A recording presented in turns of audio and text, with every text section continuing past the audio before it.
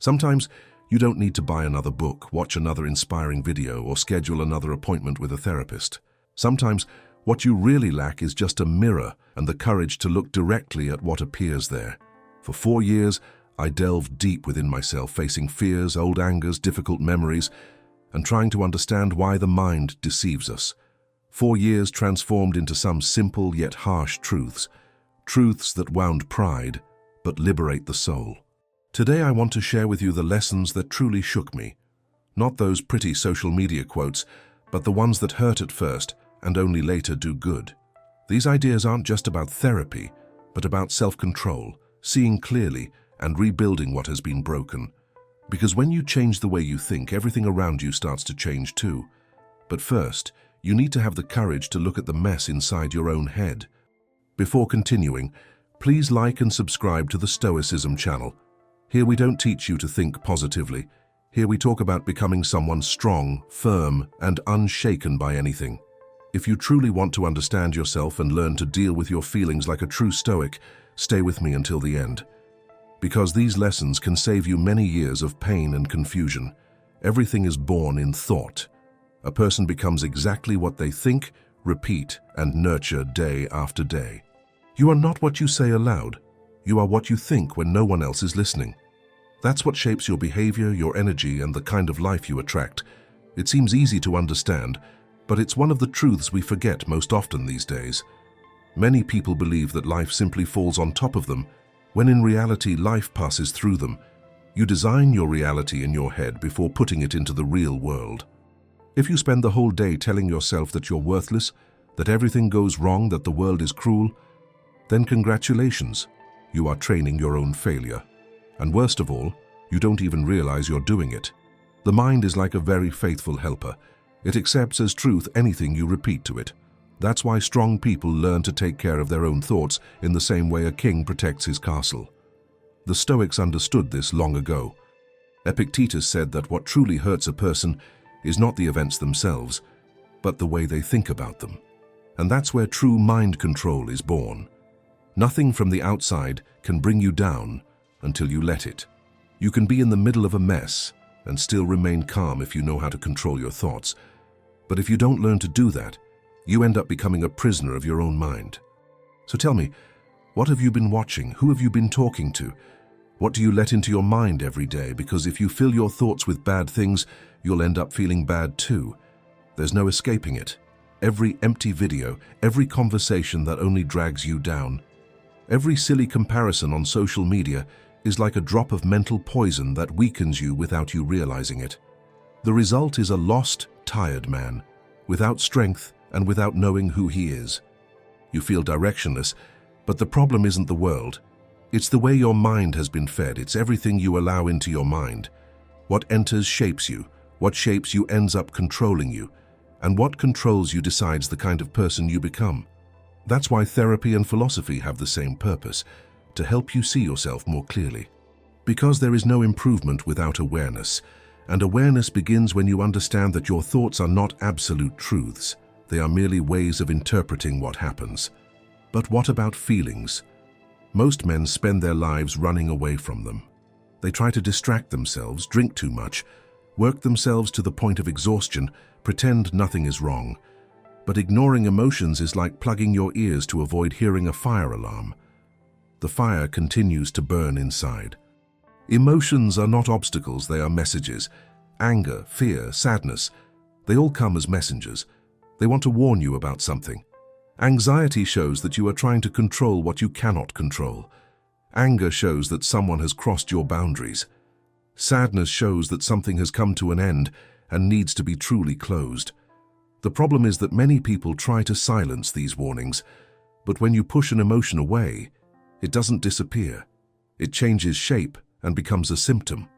A wise man doesn't run from what he feels. He observes, he pays attention. He realizes that each emotion functions like a compass, pointing to a place within him that still needs to be cared for. That is the real power, using what you feel as a tool to master yourself. It's not about eliminating emotions, but about learning to understand what each one wants to say. When you finally learn how to do this, something different happens. the inner turmoil begins to settle. Thoughts become easier to understand. Attitudes become calmer. You stop fighting with your mind and begin to command it. That's where true therapy begins. Not in an office, but within your own silence. And if you truly want to change your life, it starts right here. Be the guardian of what enters your mind, because the outside world only shows what you feed inside. Fear is the most sincere feeling that exists in human beings. It never deceives. It accurately points out what is truly important to you. Everything that scares you shows something that has value. You don't fear what doesn't matter. You fear what is essential. Therefore, running away from fear is running away from yourself. Most people spend their lives trying to distance themselves from what they fear, without realizing that they are distancing themselves from their own growth. Fear is not a wall, it's a map. It shows the path of courage, progress, and change. The difference between an ordinary person and an awakened person is simple. One runs from fear, the other walks alongside it. The Stoics never tried to erase fear. They wanted to understand it. Because fear is not the villain. The real villain is cowardice, which appears when you believe that fear controls you. But fear doesn't have the power to do that. It only shows you exactly where you need to act. Machiavelli said that an intelligent leader must know fear, but never let fear control him. And this also applies to modern man. You don't need to eradicate fear from your life, you need to learn to control it. When fear paralyzes you, it takes over. But when you let fear guide you, it opens up new paths. Anger, on the other hand, is like a cry that comes from within when someone crosses your line. It's the force of protection, the push that says, enough. The problem is that many men have learned to hide their anger because they've heard it's ugly, dangerous, or poisonous. But hiding anger is like putting the lid on a pressure cooker. Sooner or later it explodes. Anger isn't the enemy. The enemy is using that force unconsciously, automatically. The wise man doesn't waste that energy in uncontrolled outbursts. He channels it. He takes that force and transforms it into movement, into attention, into discipline. Anger becomes fuel when used consciously. It reveals the limit someone has crossed, or the limit you yourself allowed to be crossed because you were afraid to assert yourself. And that's where assertiveness is born. The ability to say no without yelling, to set boundaries without losing your balance. And then comes anxiety. The scourge of modern times. The mind races, the heart accelerates, and you feel like the future is about to collapse at any moment. But there's a simple, hard truth. Anxiety only appears when you're stuck in tomorrow. It shows you've left the present, and the present is the only place where life truly exists. Anxiety is not punishment. It's a warning. It's as if it's saying, come back. Come back to your breath, come back to your body, come back to what's happening now. Because in the end, the anxious mind is only trying to keep you safe. It creates stories and alarms thinking it's helping you, but ends up tiring you out. The path is not to fight anxiety, but to reconnect with what is before you. This requires practice. It requires slowing down in a world that pushes you to run non-stop. It requires courage to be still in a world that is terrified of silence. And it also requires faith. Not religious faith, but the logical faith of the Stoic. The certainty that you are capable of dealing with whatever comes your way. Because you've already been through everything that brought you here. These three emotions, fear, anger, and anxiety, aren't flaws. They're messages. Messages from your mind saying, look at this, face this, resolve this. And when you learn to pay attention, you realize that within the emotional turmoil, there's an inner voice. A soft but true voice. The man who listens to that voice becomes strong. He doesn't need to act tough. He is strong inside because he has learned that every emotion is a door, and instead of running from it, he decides to enter. There comes a point in life when you need to stop looking for motivation, because motivation is a fleeting flame. It ignites easily, but fades in an instant. It lifts your spirits for a few minutes, makes you believe you can do it for a while, and then evaporates. And many men get stuck in this emotional roller coaster, energized one week, empty the next, productive one month, lost the next. But the truth is, motivation doesn't transform anyone's life. What transforms lives are habits. You don't become disciplined because you're inspired. You become disciplined because you choose to act even when you don't feel like it. The Stoic acts out of firmness, not emotion. He knows that progress doesn't happen when you're ready, but when you move, even when you're not. The man who lives depending on motivation never builds anything that lasts, because he is controlled by what happens around him. But the man who lives by habits builds great things in silence. He understands that each small gesture of every day, sleeping earlier, studying, training, choosing what he puts on his mind, is like a vow he makes to the person he wants to become. Do you want to change your life? Then change your rituals. Because who you are inside is born from what you repeat. Every day you reinforce a version of yourself, whether you know it or not. And the question is, which version are you feeding? Habits function like invisible sculptures. With each action, you are shaping your way of thinking, your body, and even the path you will follow. And the more you repeat it, the firmer that shape becomes. The man who understands this stops looking for quick fixes and begins to respect the process. He doesn't measure himself against others, he doesn't despair. He simply lays one brick at a time. But to build something new, you need to make peace with what has already been. And that's where the next lesson comes in. Your past is just a chapter, not your entire book. Many men live trapped in old stories, betrayals, failures, falls, shameful moments, memories they revisit like someone poking at a wound just to see if it still hurts. And it hurts, it always hurts. But the problem isn't what happened, the problem is continuing to live there. The past serves to teach you, not to imprison you. You are no longer the man who made the mistake. Now you are the man who understood the mistake. And if you keep judging yourself by what you've already been, you'll never allow the new version of yourself to emerge. Therapy taught me this the hard way. You need to accept that you can't change what happened, but you can change the meaning it has for you. And that's what truly breaks the chains. Machiavelli said that a sensible man builds his destiny using only what is within his reach and leaves aside what he cannot hold on to. And the past is exactly that. Something beyond your control. You can't go back, but you can transform what comes next. The Stoic doesn't run from the past. He looks at it, learns what is necessary, and moves forward without weight, without guilt, and without self-pity. When you learn from the past, it becomes wisdom. But when you live within it, it becomes a prison. And the key to that prison is always in your hand. With each repeated thought, with each memory you pull up again, you choose whether you are tending to the scar or reopening the wound. So stop asking, why did this happen to me? And start asking, what did this happen to me for?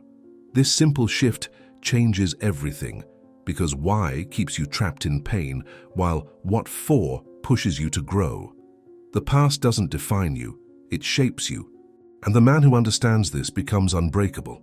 He looks back without shame and forward without fear, because he understood that every fall was a training session and every mistake was a teacher, and each loss stripped him of what no longer served him. The past prepares you for the present, but the present is the only place where you can write what comes next, and perhaps that is the deepest cure of all, realizing that time erases nothing.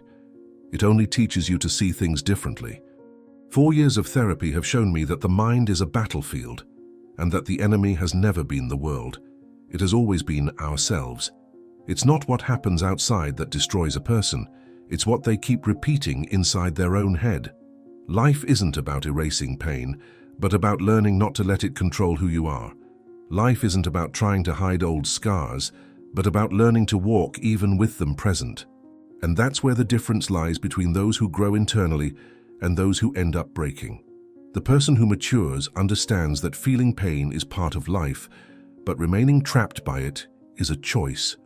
Pain is the moment of impact. Suffering is the repeated film you put on in your head every day. When you understand this, you stop waiting for the world to fix you. You realize that no one will come to save you. Not a therapist, not a partner, not a father, not some teacher. Because true change is born from within. Real healing doesn't happen only in a room with a beautiful sofa, but in the silent days when you have the courage to face what you see in the mirror. That's exactly where Stoicism joins psychology. Both show that knowing yourself without acting is nothing more than theory. It's not enough to notice your pain, you need to transform it into courage and movement. And this change only happens when you accept responsibility. When you stop blaming the past and start doing something now, the awakened man sees that there is no longer a culprit. The absent father, the woman who betrayed you, the friend who disappeared, all of that has become fuel. And fuel is only useful if it is burned. Burn the resentment, burn the guilt, burn the fear. Let the fire cleanse you instead of destroying you. A healed mind is not one that never feels pain, but one that feels and understands what is happening. You stop running away from emotions because you realize that none of them are the end. Anxiety is not the end. Anger is not the end. Loneliness is not the end. They are just parts of the story, and each part exists to train you for the next. When you begin to see life as a book that always continues, you realize that each mistake was just a sentence out of place, not the end of the story. And then comes the 8th lesson. Your past is just a chapter, not the whole book.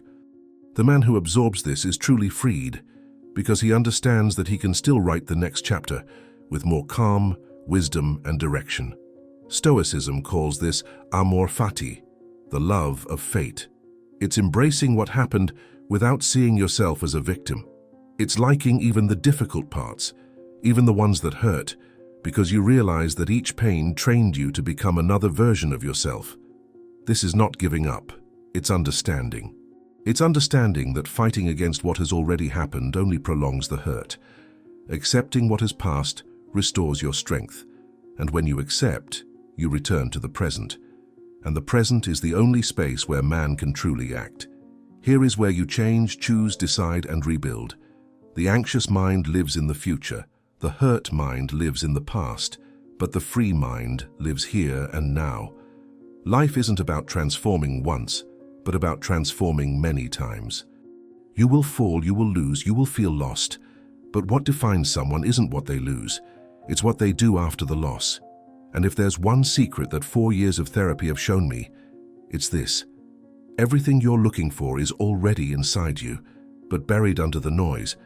And the noise is the voices, the fears, the judgments, and the guilt you still hold on to. When you silence that noise, the answers appear. Because in the end, those who truly know themselves don't need to prove anything to anyone. That person doesn't need others to understand. They need to be whole. And being whole is accepting every part of yourself, the light part, the dark part, the mistakes and the lessons learned. True peace doesn't come when everything is perfect, but when you learn to be okay, even when everything is messy. And that's why after 4 years I've arrived at a simple truth. The mind is where you win or lose life. If you master your mind, the world can't bring you down. But if your mind controls you, not even the whole world can lift you up. So, maybe your therapy doesn't need to last 4 years. Maybe it starts now, the moment you decide to stop running, look at what you feel, and live consciously. Because freedom of mind isn't a final destination, it's a daily practice. And it begins when you understand that healing isn't about forgetting, it's about understanding and moving forward. On the last day of therapy, the psychologist looked at me and asked, "Do you think you're finished?" For a moment I wanted to say yes. That after 4 years I had finally understood everything, but I remained silent because deep down I knew the truth. Nobody finishes. We just get to know ourselves a little more each day. That's when I realized that therapy wasn't about erasing the past, but about learning to walk alongside it. It wasn't about removing fear, but about learning to walk beside it. It wasn't about eliminating anger, but about using it as direction. It wasn't about hiding the scars, but about feeling proud of each one of them. And that's what I want you to understand. You don't need a new life. You need a new way of seeing the life you already have.